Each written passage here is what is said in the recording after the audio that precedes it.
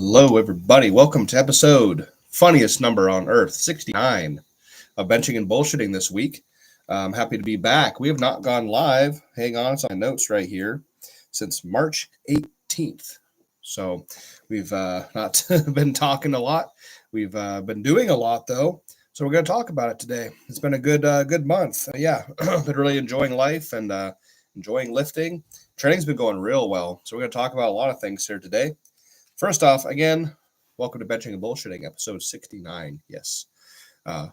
Almost the funniest number out there, if not very close to 96, if you know what I'm saying. Anyway, here we go.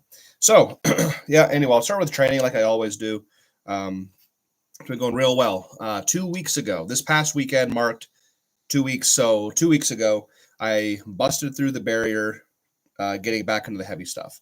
I have not had in my hands 1,400 pounds since I hit that in the competition in July of last year. And if you can tell my eye right there, I busted some blood vessels. Haven't done that in a long time. So I'm really excited. I was getting jealous. I see some of my training partners do that, and then I'm like, I kind of miss doing that. So I finally had mine bust the other day. Oh, there's birds outside. So 2 weeks ago, I hit 1,400 pounds for a double. The first ever time taking that much weight for a double. Never done that before. We were, the very next morning, headed up to Ohio for the Pro-Am, which we will get to here in a minute. If you haven't already, if you could, please hit the like button, and that really helped me out. And let me know that you guys want me to keep doing these lives. So if you could, that'd be awesome if you could do that. So we hit 1,400 pounds for a double. Not once have I ever had an inkling. Not once have I ever even thought about taking 1,400 pounds for more than one rep. At my strongest, which was about a year ago, training for 1,400, it never happened. I never. So I busted through the barrier again. I really, I hadn't handled it since, like I said, it was 8 months. So I put it in my hands, hit it for a double to a 2-board, but even such. And the next morning left and went up to Ohio. So I wanted to go nuts, right? Before we left and went on that trip, because I knew, going nuts after all that time of not handling that much weight would probably cause me to need at least, 2 weeks to recover from it, in terms of CNS. It worked out pretty well, because when we're in Ohio right now, I don't have my crew. I don't have my usual spots. I go back to my old gyms, Blackstone, sometimes Iron Chamber, and then, but I can't go heavy necessarily. So I wanted to go crazy because I knew it'd be 2 full weeks before I would bench heavy again, which we did this weekend, which is what caused that. I hit 600 kilograms. It was actually, if you count pounds, it was exactly 1,325, which is about 601 or 602 point something. So I just rounded down and said 600 kilos for a triple to a 1-board, technically a 1-board PR in terms of weight lifted and reps. Now, my best 1-board performance rep wise, May of last year, leading up to my 1,400 pound bench, was actually 1,320 for 5. So 5 more pounds, 2 less reps, but even such, weight lifted with reps, that was a big PR for me. So I'm coming back. We're finally getting back into the heavy stuff, and I'm really excited about it because it's been so long since I was kind of, I don't want to say I was chicken shit to go up that heavy again, but it had been so long, and I was training for other things too. I was training for the Arnold, which was, the weights weren't quite as extreme, and and every time I would go up to 30, I was also I was working with different shirts. I was working with different barbells, and things just weren't working out here and there. There's a lot of things causing some non-ideal circumstances once in a while. So, but that past weekend where I hit that double, what I did was I just kind of went back to the basics. So the one weird thing, I don't know, I can't explain this. If you want to try to explain to me in the chat, if you have any ideas, the past couple of sessions before I hit 1,400 pounds for a double, I was working with the 14-inch pads. For some reason, the extra width of the pad was pushing into my rear delt, my left rear delt, and it was causing some serious irritation. So when I did that double, I went back to the 12-inch pad. I just kind of went back to how I used to do things all the time. I always bench on a 12-inch pad. The 14 was really irritating my rear delts. And this is probably a really good question for Donnie Thompson. I'll have to reach out to him and see what his ideas are. But I cannot achieve. Let me back up. I can achieve a more optimal, good feeling wedge on a 12-inch pad. I, for some reason, have never been able to wedge quite as well on a 14-inch pad. Now I've hit my biggest numbers in competitions on a 14. I'm not trying to take that away. But for some reason, I don't know if it's, and I explained this to Paul and my training partners, and they threw out a couple of ideas as well, but I cannot achieve as good of an arch and wedge on a 14 than I can on a 12. I can't explain it. I have no fucking clue about it. If you do, drop it in the chat for me because I can't explain that. So I went back to a 12-inch pad, big PR, and then I hit a PR my second week this past weekend. So training is going well. We're coming back. And actually, speaking of training, we're going to be up at Rob Farrell's gym this coming weekend. We're going to go bench with Rob and his really, really big crew of people up there and hang out. I haven't been to Rob's in a really long time, and I just wanted to go up there and also test out his new final finish product barbells that he just came out with. They're not for sale yet, to my knowledge. But I have a lot of the prototypes. He brought down some prototypes a few weeks ago, a couple of months ago at this point, and been benching with those. And he now has the final finished product, so that's going to be fun. Let's see. So after we got the PR the past weekend, we left for Ohio. We were in Ohio for an entire 9 days, and we went to the Cincinnati Women's Pro-Am. What a fucking meet, dude! That was incredible. Of course, ran by Laura Phelps, ran by Leah Reichman, and they ran an incredible event. Tons of very, very, very talented women, both raw, equipped, amateur, and pro level. So if you ever have a chance to go, if you're interested in powerlifting and like the sport, 1010 do recommend you go and witness the Cincinnati Pro-Am. Well ran, tons of talented people, ran by incredible women, and I got to see a lot of cool people. Witnessed some pretty cool lifts too. Deanna, it was DeAndrea. She got married. I cannot recall her name at this very moment. I apologize. But Deanna, I believe still at 165, squatted 785. She benched 520. She attempted 543, which would have broken her coach, Laura Phelps's bench. Just missed it. I think she definitely pulled 6. I don't know if she got her 620. I don't know if she got her 620, but I'm pretty sure she has the third highest total of all time. I'm pretty sure that's what that was. So that was incredible to watch, among other things too. Fellow Anderson teammate, Amber Hansen, she went raw and she did a 560 squat, a 335 bench, and I think a 535 deadlift. She walked away with pretty much every award you could have at that thing. She got the belt on pro day. She got best lifter. She got highest raw bench, highest raw squat, tons of money, tons of prizes, and that was really cool to witness as well.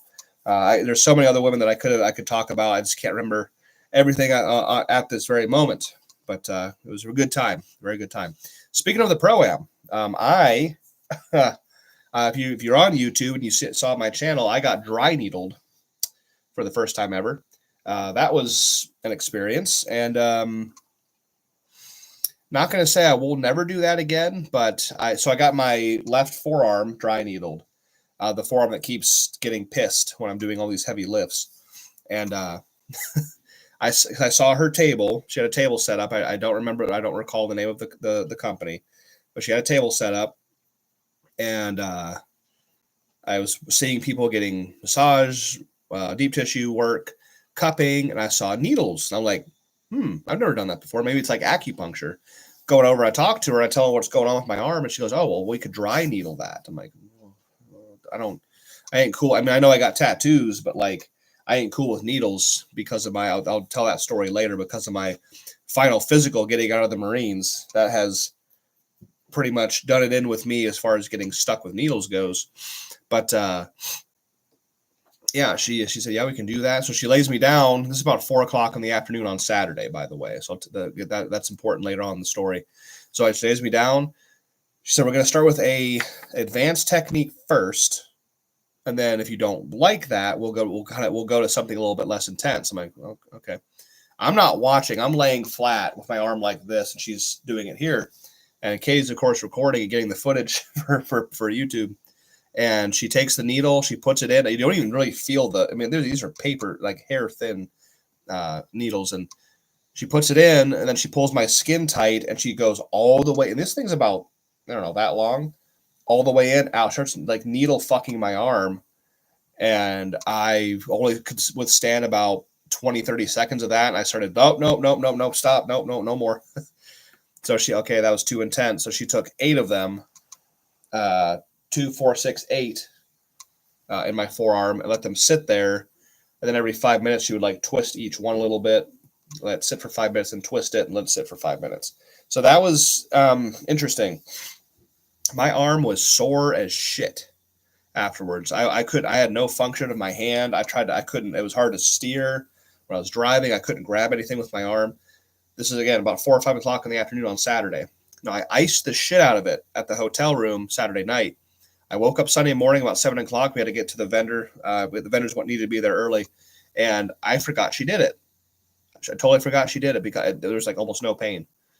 Because when I asked her afterwards, I said, "Now, how often could I do this? If it works, how often could I get this done?" She goes, "Oh, about twice a week." I'm like, "Get the fuck out of here! No way." The way I felt after she had done it, but like the next morning, I forgot she did it. I was like, "Oh, well, that is incredible." So that was interesting. On that subject, I went to Jericho's today. Now that we're not traveling right now, we're back in state. I went to Jericho's. He's my chiropractic friend, Dr. Jericho, in Fredericksburg, Virginia. And he runs a company called Live by Design. And we tried a new piece. I explained to him what the dry needling and blah, blah, blah, blah, blah. And he has this new piece. Don't ask me what it's called. I'm going to put it on YouTube here in a few days, probably. I got very limited footage. I might have to wait till next week and get more footage of it. But basically, it's a big silver box, and it's got cords and lights. It looks really fancy, fucking like space age stuff, and a huge extension cord going out the back. And it's this device, and he put it on my arm, and I thought it was going to shock me. And I'm like, "Oh, hold up, Jericho." He's like, "Oh no, it's not going to shock you." Basically, what this thing does is it sends pulses. It sends kind of like little mini shock waves in different frequencies into your skin, and it can help break up scar tissue. It can help muscles recover faster. He works with a lot of strongmen. Dr. Jericho does. He works with like Trey Mitchell. He was working with Kevin Ferris, I believe. A few others. I can't recall all of them, but he was using this device on them when, like, I think Trey Mitchell tore his Achilles, which I can't imagine a more painful thing than tearing your fucking Achilles. The thickest, biggest tendon in your body and ripping that. Oh, but yeah, so interesting. I had a huge knot in my forearm because part of that story where I got the triple with 600 kilos on Saturday, I did 1 rep. Okay, got my breath. 2nd rep, touched the board, and I got to about lockout, and we heard a crack or and Katie was the one holding. Now, mind you, there's music going, there's people yelling at me. Katie's holding the board. She heard it. She heard the crack, and she's like trying to keep herself calm. Oh, it's probably his wraps. It was probably his shirt. It was a material or something. And I heard it, and I felt it. And I was like, it was like tissue releasing, like a release of pressure. I was like, all right. And I went down for a 3rd rep. So it clearly it wasn't bone. And Jericho go ahead and scan me just to be sure, just to cure my conscience. And yeah, it's not. I've never had any bone issues. We just wanted to double check. So that happened, and I had a huge knot in my arm. And he went ahead and he found the knot, and this shockwave pulsing thing got rid of it. So very interesting. If you have, I've been rambling for quite some time. If you have time, if you want to talk, ask questions, that's why I like doing this. Please drop them in the chat. I've got some more things to talk about. If I don't get any questions, I'll just keep talking. So if you have questions, things you want me to answer, talk about, drop them in the chat box. Please, I'll open up the board for all of you. And if you haven't already, please hit the like button if you could do that for me. So the floor is yours. If you want to ask questions, go right ahead. I'll keep talking otherwise. While we're in Ohio, I'm sure it's long gone past. It was probably way over analyzed and talked about. But we saw the eclipse. We were actually in Cleveland, right down. We were in 100% view right through Cleveland. My aunt lives up there. Got to see it. It was it was shockingly like cooler than I expected. How when it was 100%, just how it was cool. So that's the last one that'll be in Ohio until 2099, and the last one that will hit the States until probably in like 20-25 years. So cool to see, cool to witness. And Annalise says, Joe said, hey, what's up? Good to have you on here. Alexander, I PR tonight. 700 to a 2 board. I'll be goddamn. Great. I gotta check my Instagram real quick. See if I can see is the video up, Alex? My hand hurts so bad. I bet. I am. Well, welcome to the club. Yeah, that's not going to ever stop. I promise you. As much as I'd like to say it'll get better over time, you'll tolerate it more, but it won't. It won't ever go away. Yeah, I don't see the video. You must not have posted it yet. I don't see anything. But not yet. Okay, cool. Not yet. Yeah, that's pretty normal. So just expect that. The heavier the weight gets, the more it's gonna hurt. It's just the way it goes. It's a pain. It's a royal pain in the ass. But anyhow, so what we got here? We did the eclipse. We got all right. I got right next to me here. I have a real special shirt, a very very precious piece of mine. This is, if you're listening, this is my single ply super katana that I was really wearing the shit out of in 2021. Yeah, you can see the wear and tear on this thing if you're watching. Ratty piece of work there. Oh, I almost said piece of shit. It ain't a piece of shit. It's a good shirt.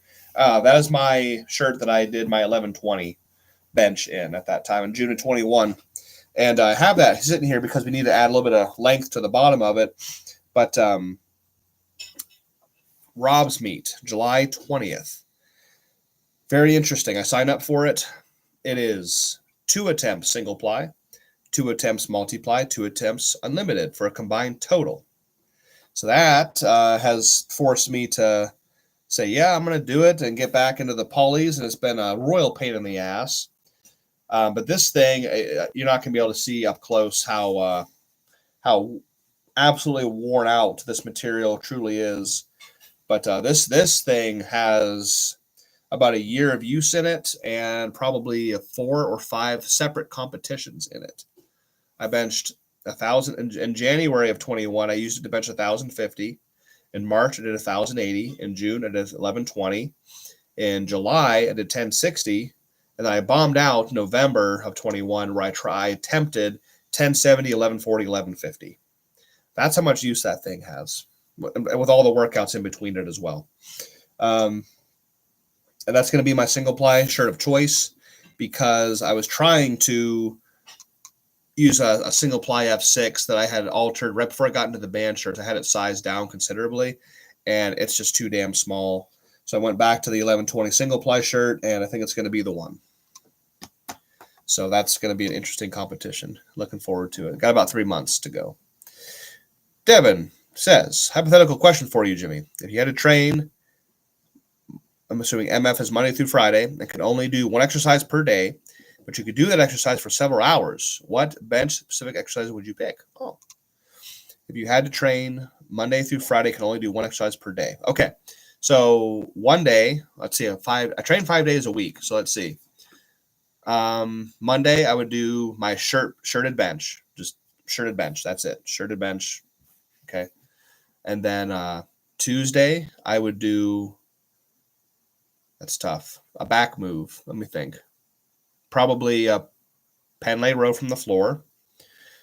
Wednesday, I would do reverse grip bench. Thursday, I would do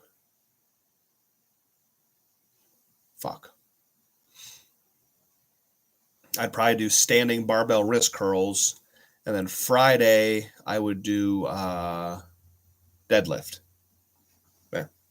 Yeah, as dumb as that sounds, I'd probably do deadlift because it's so beneficial for muscle mass. So hope that answered that question there, Devin. Trail of Destruction says, "What's up, Jimmy? Can you tell me why people grid stitch sleeves on single ply poly bench shirts or multiply? That is to stiffen up the material and prevent it from stretching. I don't have it with me. My multiply F6 is a double chest triple sleeve configuration with grid stitch on the sleeves. I don't have it. It's beautiful. It's actually diamond patterned grid stitch. It's gorgeous. I don't have it with me right now, but it's to prevent the material from stretching. It can kind of rejuvenate old material if old material is kind of worn out, i.e., like this. I mean, I'm gonna see if I can get it close enough to the camera. Let's see. You can kind of see some of that. There you go. Ah, there you go. See that tear of the runners there? I mean, that thing is worn out. So if you have material that's old, stretched out, kind of whatever, you can rejuvenate it with a grid stitch. Now, in my F6 configuration, the double chest triple sleeves, I wanted the diamond pattern grid stitch on there to add further stiffness to the sleeves. If the sleeves are thicker and stiffer than the stretchier chest, it will force the chest to stretch more. What is weaker will stretch first. So I want the chest to stretch, not the sleeves. Now, when I first got back into competing in 2020 or 2019, I requested a triple ply shirt from Anderson Powerlifting. And at the time, those are not stock shirts. They don't carry that. Those are not stock pieces. Those are fully custom, expensive shirts. And I was working with Kevin, and he goes, "Ooh, how about this?" And so we'll do a poor man's triple. Now, I'm not going to knock it too hard because I used that configuration for my first 1,035-pound bench at 275. It was a triple chest double sleeve. He said, "I'll take a layer of material and throw it in the chest for you." It's like a 2.5 ply, like a poor man's triple. Now it worked. I mean, I benched 1,035 with that shirt, but what ended up happening, because the chest was thicker and stiffer than the sleeves, it forced the sleeves to stretch. So I ended up with this really floppy feeling, loose, stretched out sleeve shirt with a stiffer chest. So you do the opposite. Now, a lot of the overkill guys do that with their shirts. I'm sure Jeff Johnson could elaborate on that, but they do a lot of triple sleeve, double chest, or double sleeve, single chest. So but that was a long explanation. But that's why grid stitch is meant to stiffen up material and keep it from stretching. Tim Boyce says, "What's up, Jimmy? How's the full power training going?" I've kind of put that on the back burner. I'm still deadlifting. I'm deadlifting every single week. I rotate conventional, and then the third week sumo. Because I suck at deadlift the most. I'm working on it the hardest.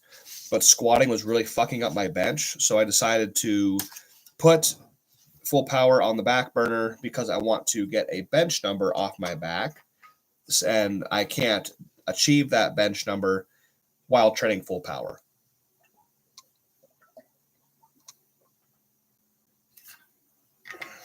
Sorry about that. I gotta hydrate. So no, it's I'm doing push pull training at the moment. So that by the time I get back to full power, like seriously, squatting will come back lightning fast. Not worried about that at all. But my deadlift will have improved immensely with all the time and work I'm putting into it now.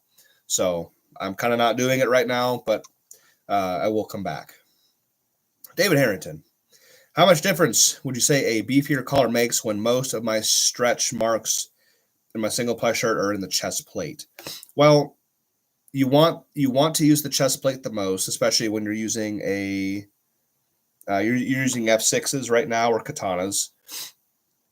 This thing has a beefy collar for a single ply. That is beefy. Like, look how thick that thing is. That's a beefy ass collar for a single ply. But basically, a beefier collar. The collar is your backup. It's not you.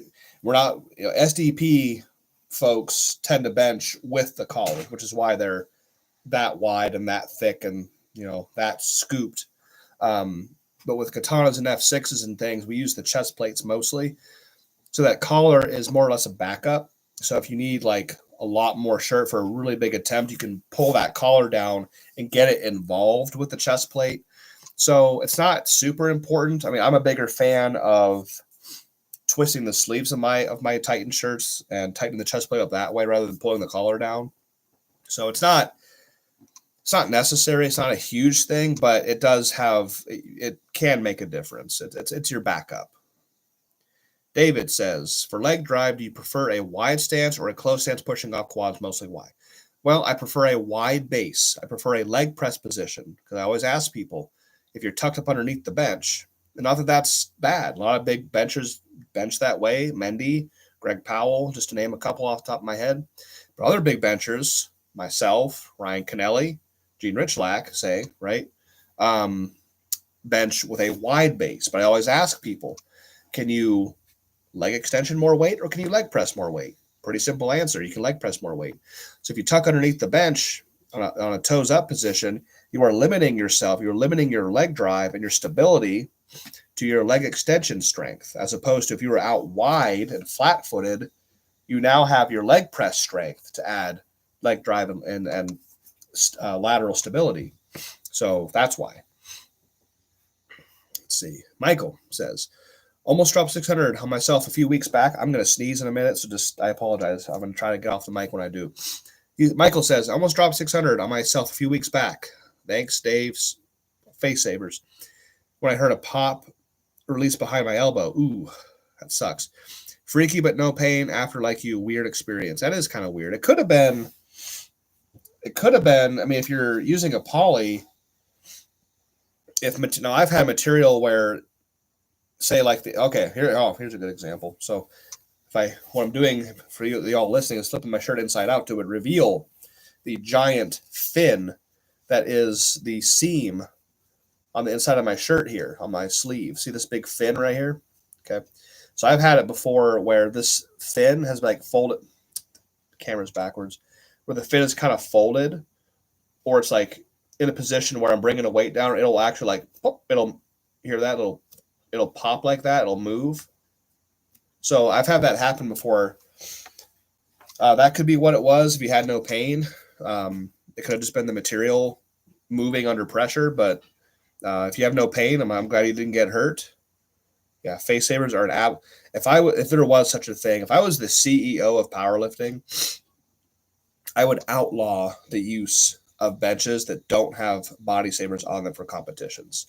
I can't change what you do in the gym. I can't change that. But for competition purposes, it would be illegal under my rule to compete without body savers and the use of such. Because a lot of these garbage ass USAPL meets out there, USPA, they have body savers on their benches, but they don't fucking use them. They're bottomed out the entire meet. They don't use them at all. It's like, why do you even have them? So I would implement the having to use them and have them at all competitions. Let's see here. Okay. Thomas is talking to Devin.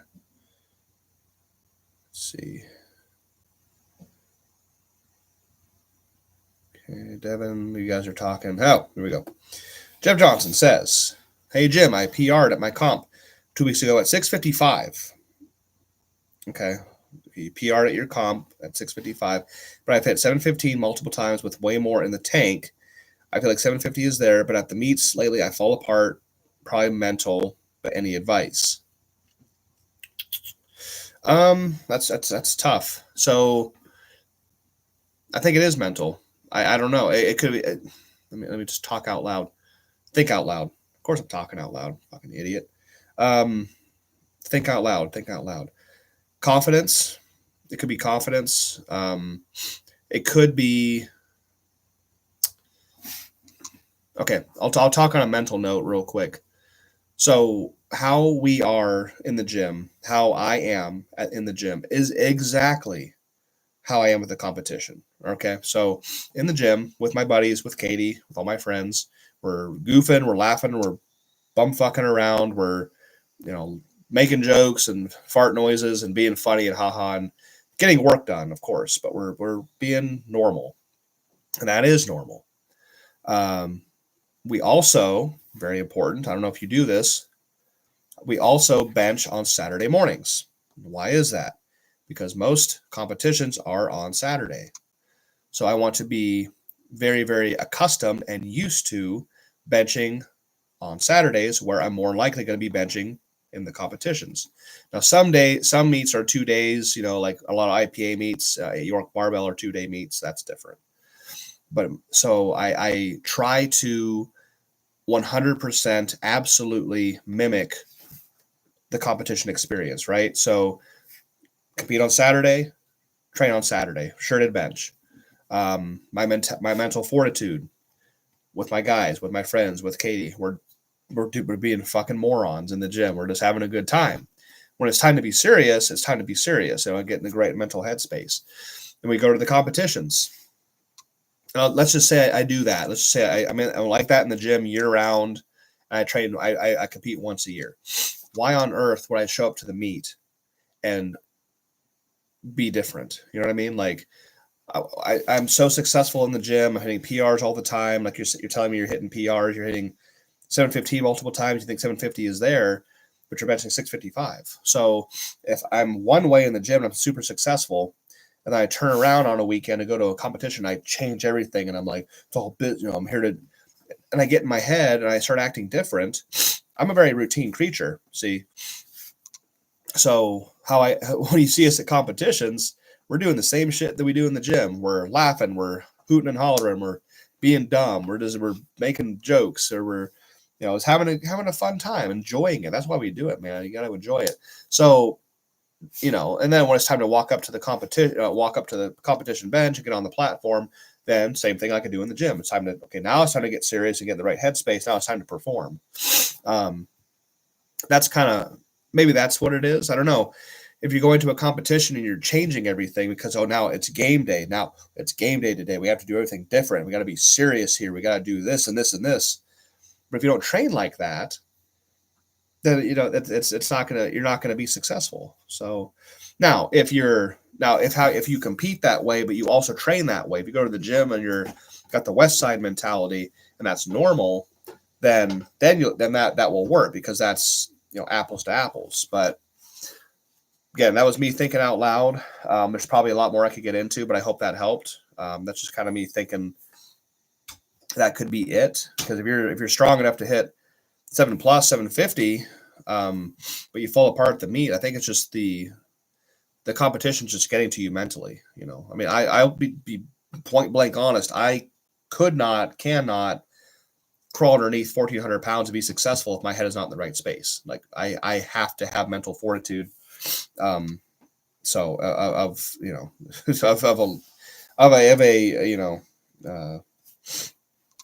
an ungodly amount of mental fortitude. I don't know how else to say it, but so I hope that helped. Treat the gym like you treat a competition. Like I said, if you shirt bench on Wednesdays, and then you turn around and you have to shirt a bench on a Saturday, it's going to fuck you up bad. That's why I bench on Saturday mornings. I bench on Saturday mornings at Unleashed Strength in Manassas, Virginia for the last 4.5 years, the exact same time, 10 o'clock.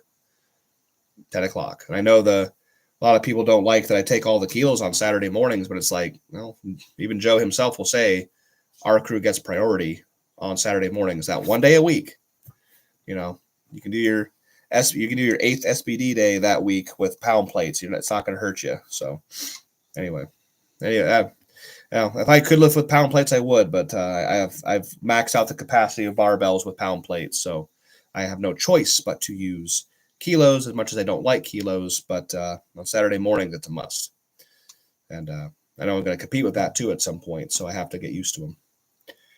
Let's see. Alex said he posted his 700-pound two board PR, trying to stay ahead of Sabrina. You got it. Cool. Sabrina's competing this weekend. Sabrina Amon is competing this weekend. It's going to be super cool. I'll look at that video here in a little bit. Thanks for posting that. That's going to be cool to watch. Let's see. Okay, these two are talking. Strength Next Generation says, Zach Wolf here. Jimmy, what's the best way to torque the sleeves on a katana closed back? Well, yeah, I got one of those sitting right here, actually. So I'll tell you, I'll actually demonstrate as much as I can anyway. So, normally, okay, I'm trying to back up a little bit. Okay, so the shirt is not going to move, okay? Now, if it's closed back, you can't just like hold it up and slide into it. You have to, bunch up the back and whatever. But anyway, the shirt doesn't move. It's going to stay just like this, okay? When you are not torqued, your arm goes in, right, just with the label up towards the ceiling. And your arm, palms down, goes in just like that, okay? And then repeat the process on the other arm, and there you go. Now, when I go to torque the sleeves, pain in the ass part, you got to take the shirt completely off. The shirt comes off, and a training partner holds the shirt here. Again, the shirt's not going to move. So again, label facing the ceiling, okay? I'm going to put my hand in palms up, like that, and punch into it this way, okay? Now, I'm going to try to make the chest flat so we can kind of see what happens. Now, okay, let's see. Okay, there we go. Now, when I twist my hand back to pronation, it's not as evident because I'm doing this alone, but what's going to happen is that twisting, you can kind of see the chest move a little bit. It's harder to see, but that's how you do it. You get this damn thing off me. So the shirt, you don't want to put like your hand in like this and try to take the shirt and twist the material on you. Don't do it like that. Keep the shirt in place, right? The sleeves don't actually move. You move your hand in differently, and the sleeves have to be tight for that to work. Because if you have loose sleeves and you pronate, eventually the sleeve is just going to roll back to its original position. So the sleeves have to be tight for this to work. But when you do that and you do this, right, you're actually going to see some ribs. So right here, God damn it, camera being backwards fucks me up. So right here, where the sleeve meets the chest seam, you're going to have these little like ribs. And that's a sign that the material has been twisted. And that's going to tighten up the chest plate. That's how you torque the sleeves on a katana. That's not going to make any sense to anybody just listening, but hopefully the demo made sense. He said, thank you. Cool. Thank you. Thomas says, Jim, I have trouble touching my supercharged ram with 4 plates per side, but that's fine with me as it works like a shirt. But can I expect to touch with the F8 Widowmaker 1-ply in your experience with these? Yes, absolutely. The single loop Widowmaker compared to a triple layer supercharged ram, you will be able to touch. I am almost certain you'll be able to touch with 4 plates. Absolutely. Alexander says, tell Jeff he needs to slow down, calmer approach to the day. Yes, that's just more to it there. Jeff says, also, I put on a few pounds recently, and a lot of my mistakes have been touching too high and not setting up as tight. I'm assuming the body weight is affecting me, so currently trying to cut a little. The body weight has so much more to do with poly shirts than it does with band shirts because the shirts work off of compression. Poly shirts work off of compression. So if you are bigger, if you are heavier, or if you're lighter, that's going to cause the shirt to work differently. So, yeah.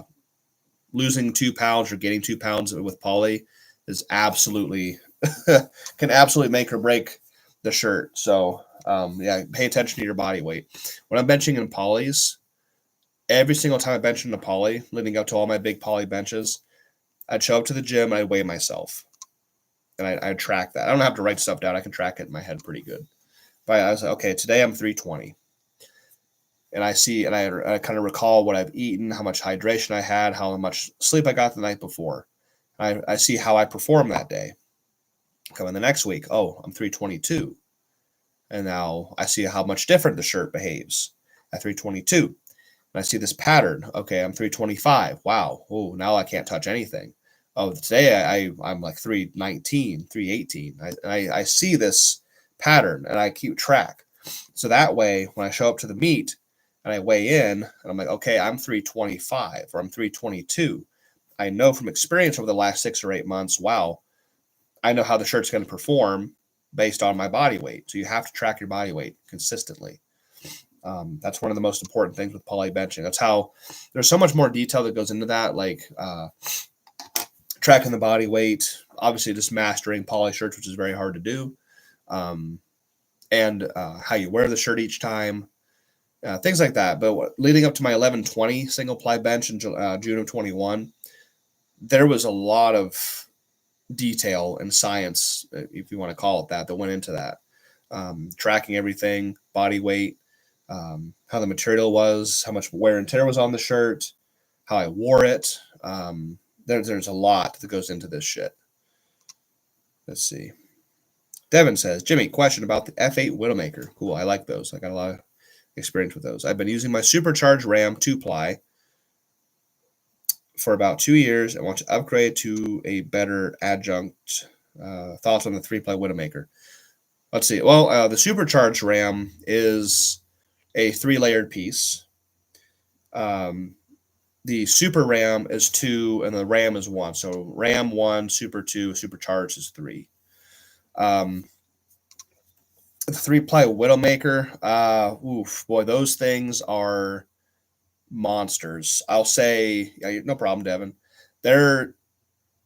I would almost just go with a double. I would not go with a triple. I have trouble with triples, if that says anything. It's a 2-loop Widowmaker, in my experience, has been very comparable to a supercharged Ram. So if you get a triple, I think it's going to be too much, honestly. Yeah, they're extreme. My best. I'll say it like this too, in terms of comparison, apples to apples, right? My best single, full range single in a supercharged Ram was 1,050.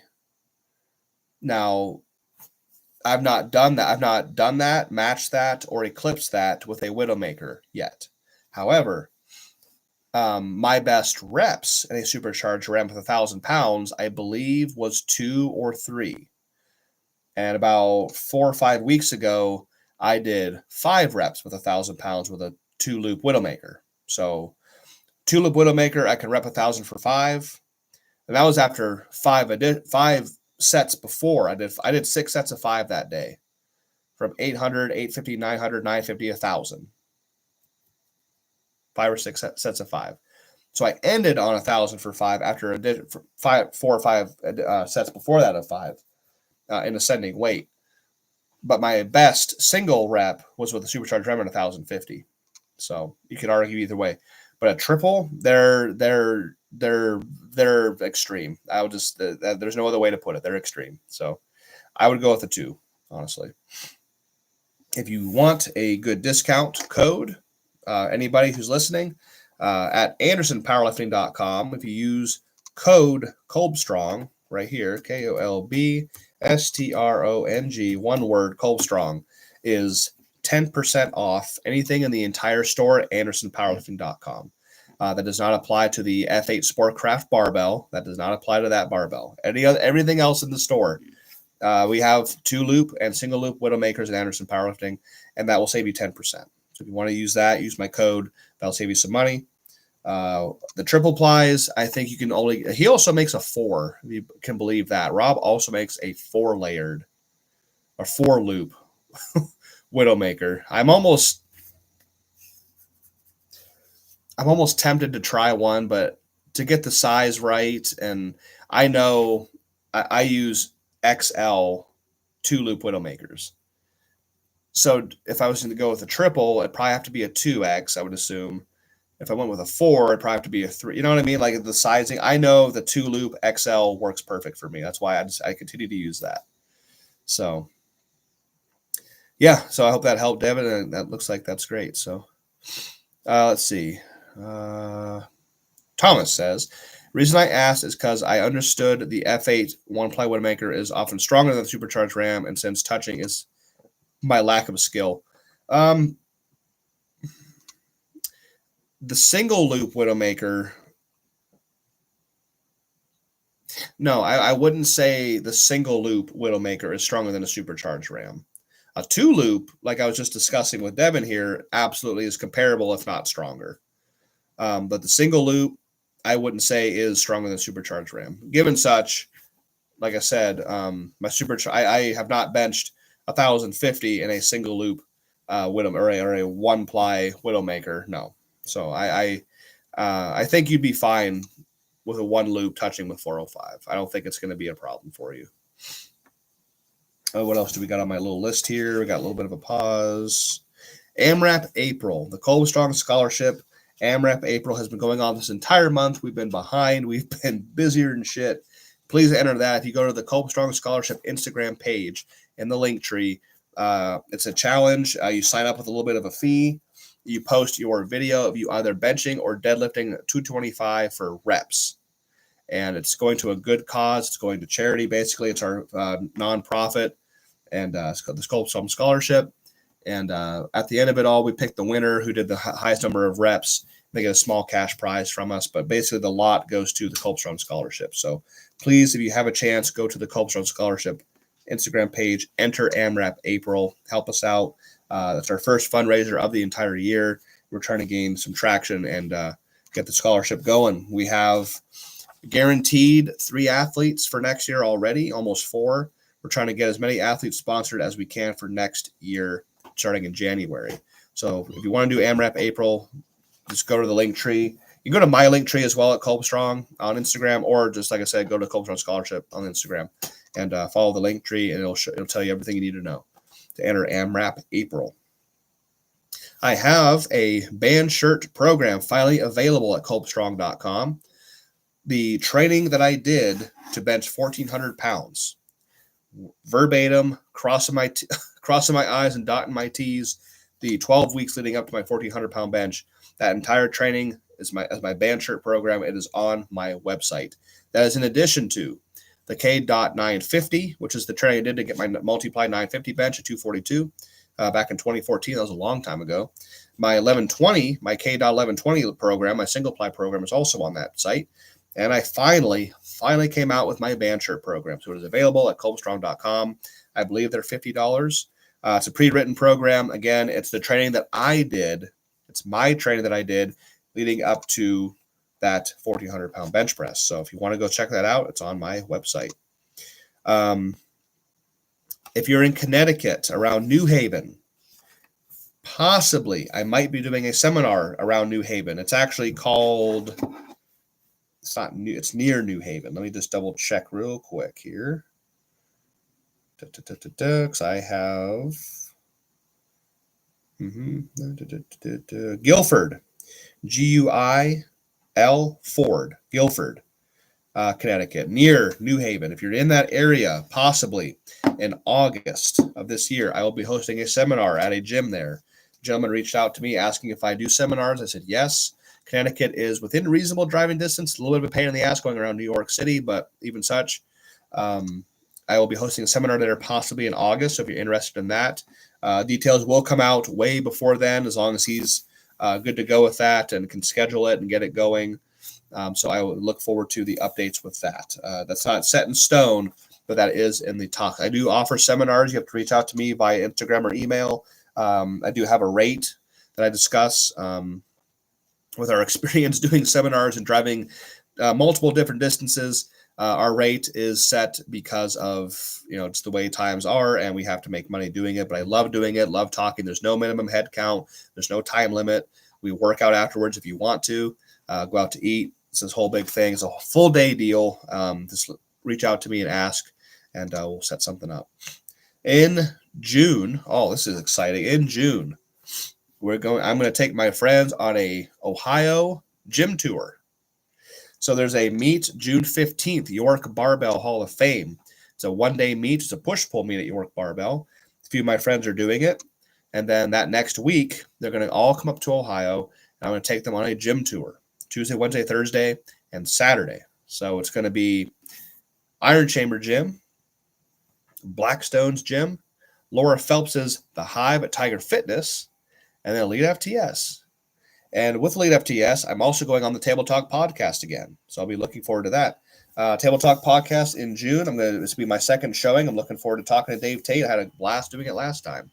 So that's on site for June. We're going to go up there. We're going to go to my mom's and hang out there and gym hop for a week, show them all the cool spots. I mean, there's dozens and dozens of multiply friendly powerlifting gyms in Ohio. We only have 4 days to do it, so I can't take them to every single spot. However, those 4 spots are going to be really cool, and I'm looking forward to taking them up there and showing them a little bit of Ohio. Oh, Devin. Oh, I got a super chat. No fucking way, dude. Oh, thank you very much for your donation. I appreciate that. You don't have to do that. I don't get those very often. Thank you. That very kind of you. I appreciate that very much. You don't have to do that though, but thank you. I do appreciate it. That's awesome. Thank you. So the gym tour in June. We got Rob's meet in July. We got a possible seminar in Connecticut in August. Oh, and we'll see what else happens. I'm looking at my little my paper here. I think we're getting close to poly work. I mentioned the poly work before. I've had this katana sitting here next to me.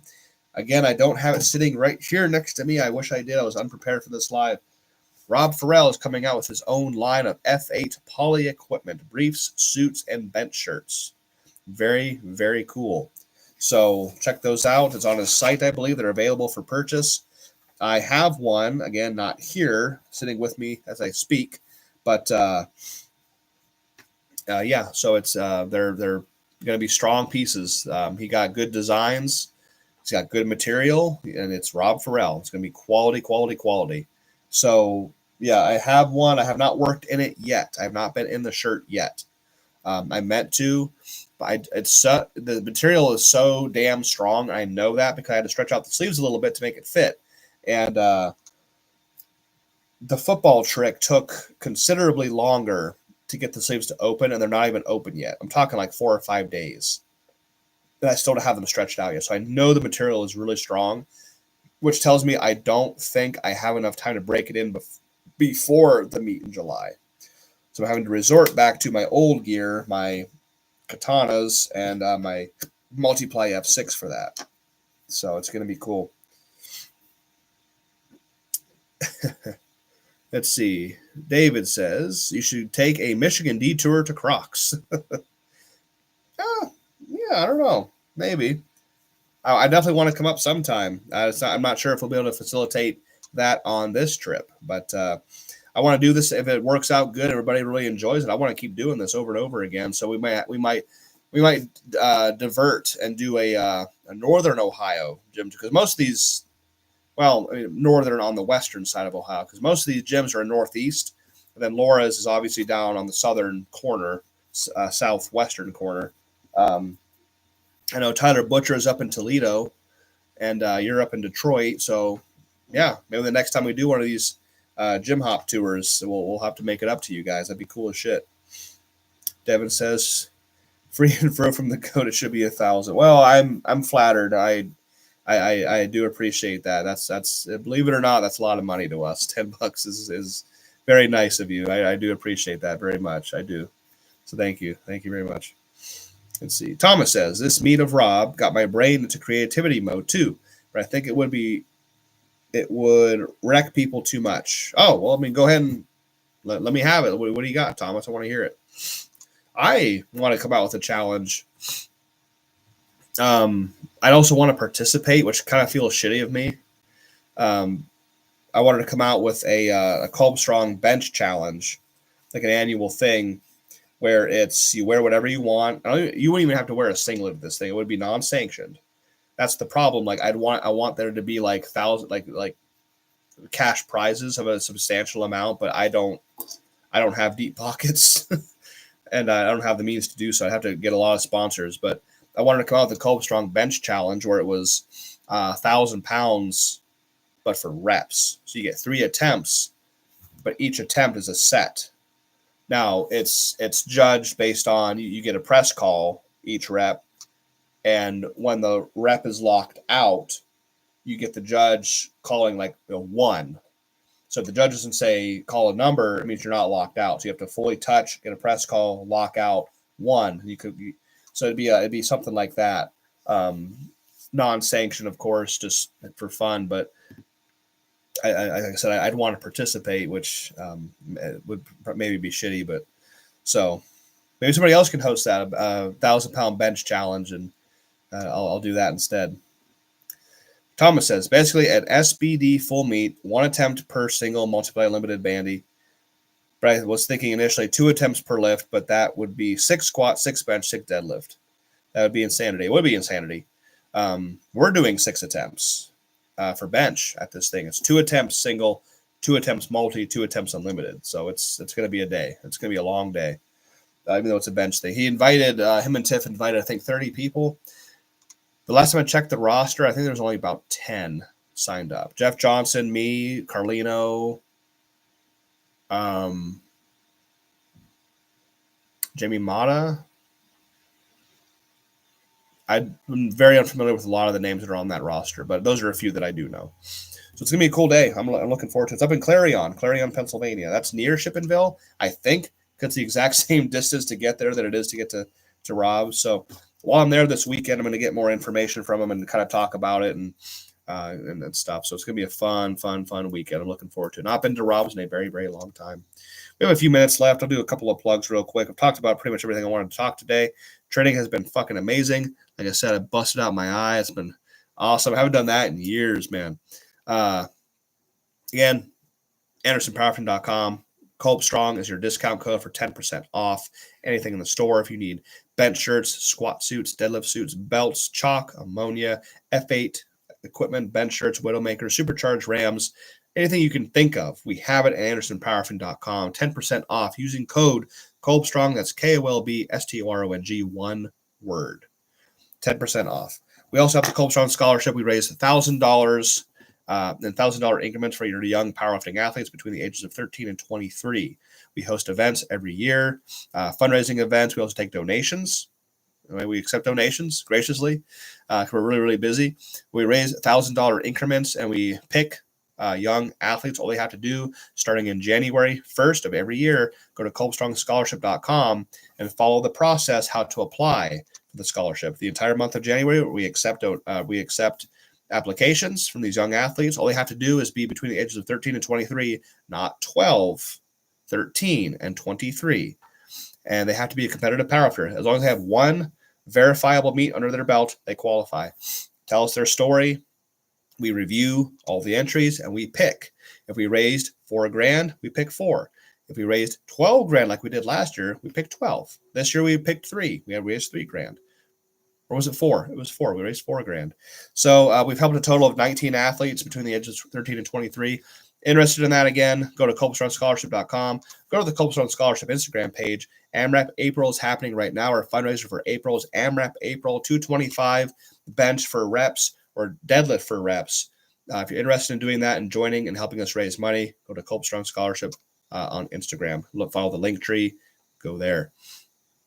I got some questions here. Trail of Destruction says, would love to see you in Michigan and train with you, Jimmy and Jeff Johnson. Oh, Jeff Johnston. Hell, fuck yeah. Hell yeah. Someday. I want to come up. Someday we'll do that. Howard Weingarten, Jimmy, just got a 4-ply F8 and just having trouble getting it to touch. Any thoughts? It's going to take time. It's going to take time. Those things are monsters. It will take time for you to touch. I promise. Just keep working with it. If you do warm-ups, jump into your shirt earlier than you think.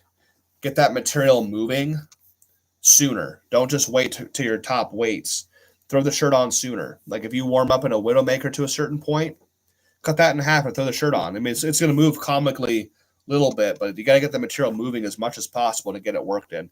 Just time. It will take time. Trust me, it took a long time for my first one to touch. So just give it time, Howard. It will go.